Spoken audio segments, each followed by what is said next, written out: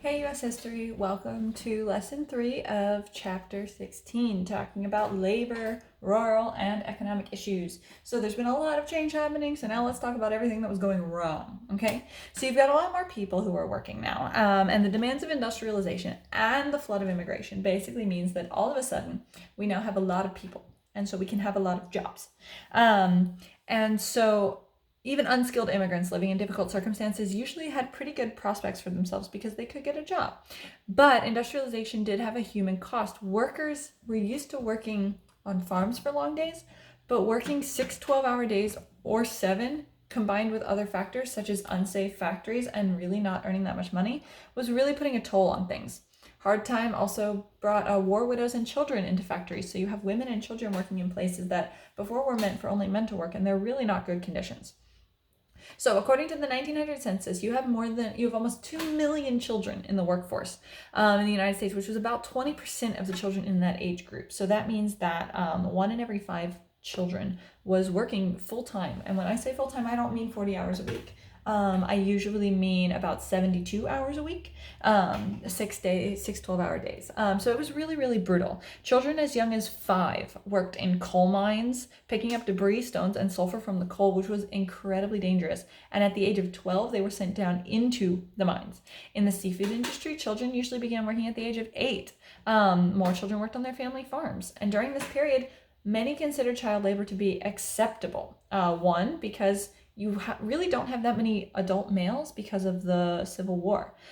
2, children are usually faster and more agile, so they can climb the machines way more easily than an adult can.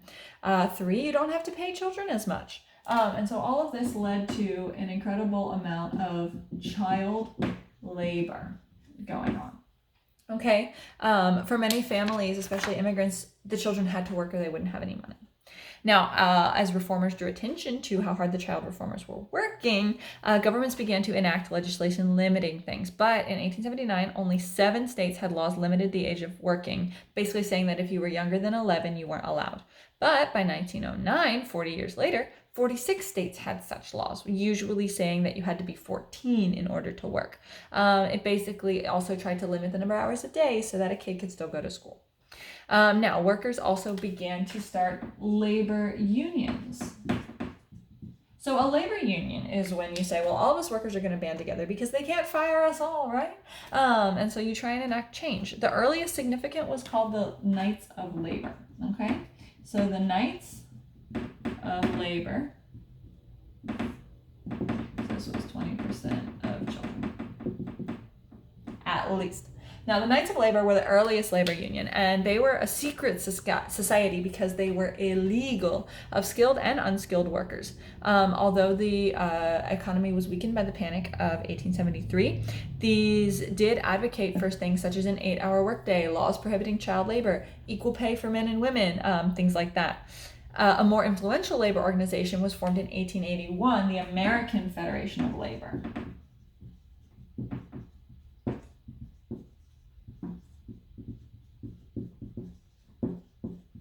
So the American Federation of Labor supported higher wages, eliminating child labor, and one of their most enduring things was an 8-hour workday, basically saying that you shouldn't be working more than 8 hours.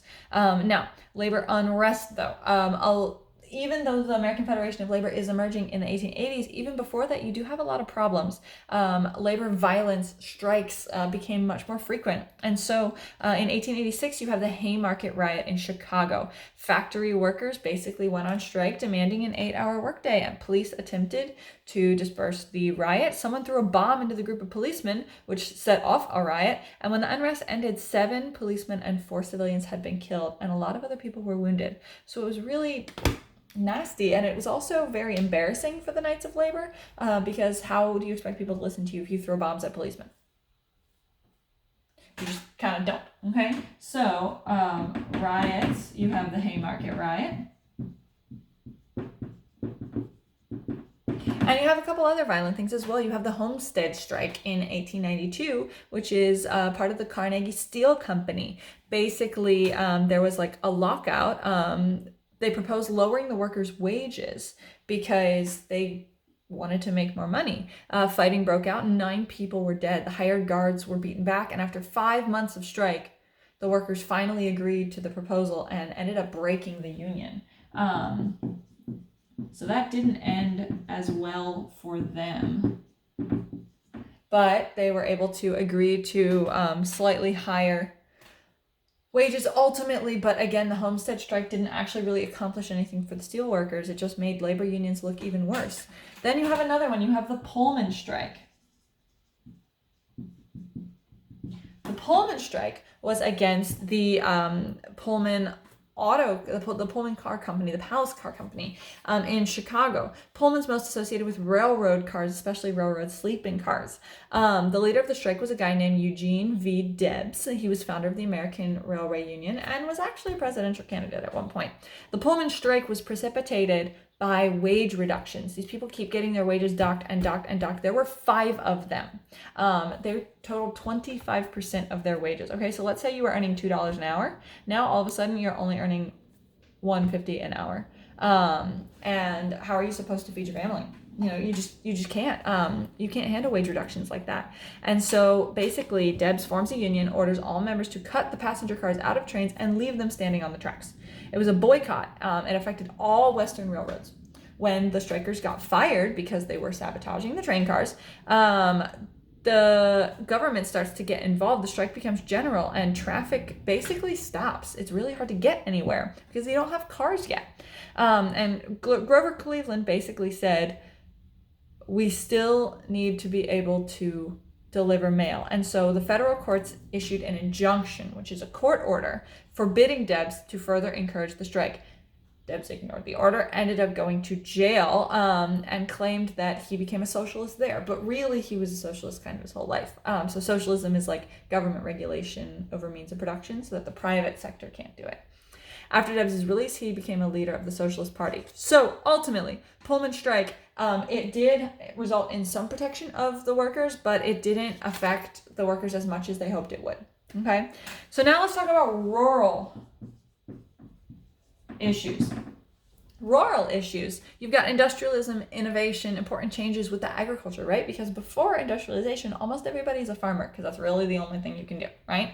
And now you've got more. Railroads are linking farms and the market, but the high shipping costs, it costs farmers a lot of money to put their goods on railroads, and so this is actually hurting them. And so they start blaming the railroads for all of their troubles. Protesting farmers organized under a leadership of something called the Patrons of Husbandry, which was commonly known as the Grange, founded by Oliver H. Kelly. Okay, so you've got the Grange, again, formerly known as the Patrons of Husbandry. And the Grange movement made state regulation of railroads its chief goal. So they wanted more government regulation of the railroads so that railroads couldn't keep jacking up their prices. However, there was not very much organizational strength, and the Grange eventually kind of dispersed, reemerged as the Farmers Alliance, and actually they began to look into favorable currency policies, antitrust laws, and basically they wanted to look into policies that would protect their interests. And so this actually starts something called the Populist Party. Because what do you do when the government isn't helping you as much as you want? You form your own political party to run against them. And they formed the Populist Party, basically, misery loves company.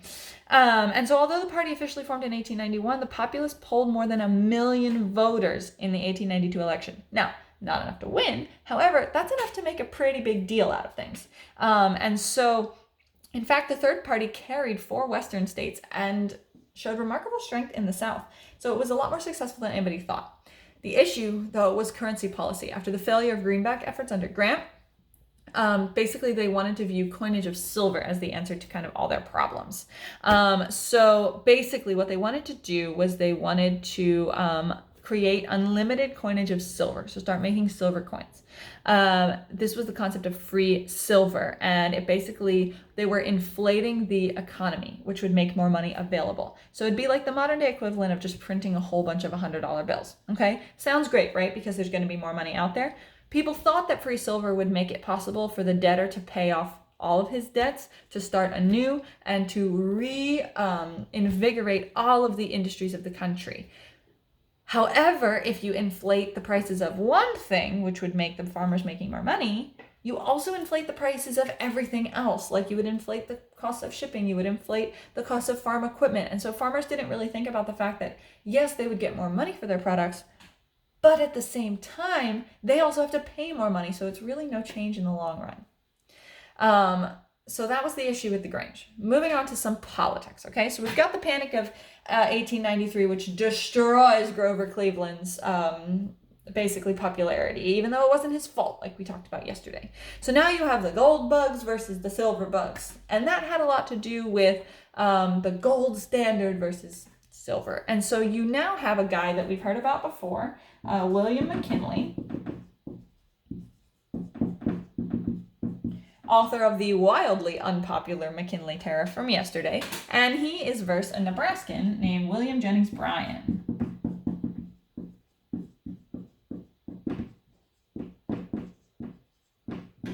And the two of them are fighting over a couple things. You mostly have the Democrats, William Jennings Bryan, and the Republican, William McKinley. In Chicago, Bryan becomes famous as the great commoner. He represents the people. He speaks for economic deliverance through silver, whereas McKinley focuses on the gold standard. He's pro-tariff, big business, Republican type situation. Now, the government, according to William Jennings Bryan, wanted more of a social conscience. He wanted it to talk more to the people. And Bryan's words swept through convention like a fire. He said specifically, I'll quote, "Having behind us the producing masses of this nation and the world, supported by the commercial interests, the laboring interests, and the toilers everywhere, we will answer the business demand for a gold standard by saying to them, you shall not press down upon the brow of labor this crown of thorns. You shall not crucify mankind upon a cross of gold." Basically saying silver's the answer, but two, we have to listen to the common Americans more than we listen to the big businesses. Now, this was popular, and he actually pulled 6.5 million voters, but McKinley got 7 million, and this was partially because of their campaign. The Republicans spent 20 times more money on their campaign than the Democrats had, and so Bryan went on a whirlwind tour of the country because he knew he couldn't spend as much money. So actually, William Jennings Bryan traveled around the country, holding meetings, holding rallies, trying to get people to see his face and vote for him. And so he made all these what were called whistle stops and was seen and heard by over 5 million people. However, McKinley ran more of a front porch campaign. Basically, what he would do was he would award people like a free trip to come to his house to see him talk. And so whereas William Jennings Bryan traveled around the country going to the people to talk to them, William McKinley paid for the people to come to him so he could talk to them there. And so trainloads of audiences were given this like all expenses paid trip. So imagine like if we go back to the most recent election with Trump and Hillary Clinton, imagine if Donald Trump is now going around the country stopping at everybody's house. Well, maybe one big stop in each town to talk to everybody. And Hillary Clinton is saying, here, I'll give you a free plane ticket to come to DC to let me talk to you there. Those were basically their two campaigns. On Election Day, Bryan did well. Like I said, he pulled 6.5 million, but McKinley got more than 7 million. And so actually McKinley won. However, the campaign started by William Jennings Bryan of listening to the people did not end here. Okay, so that was a lot of kind of information from all over, but I hope you got the gist of it. It does follow along pages 345 to 350 in your book, and it matches with the Juno Pod for today. Good luck. Let me know if you guys have any questions, and have an awesome rest of your day.